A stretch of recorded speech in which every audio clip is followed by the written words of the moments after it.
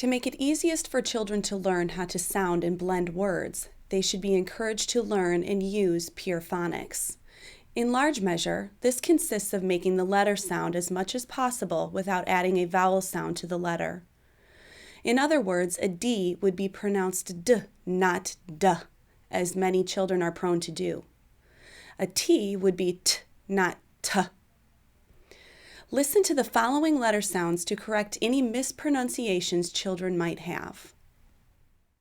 A, B, B, C, K, D, D, E, F, F, G, G, H, I, J, J, K, K, L, M, N,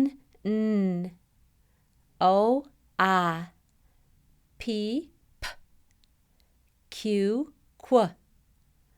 R, S, T, U, V, W, X,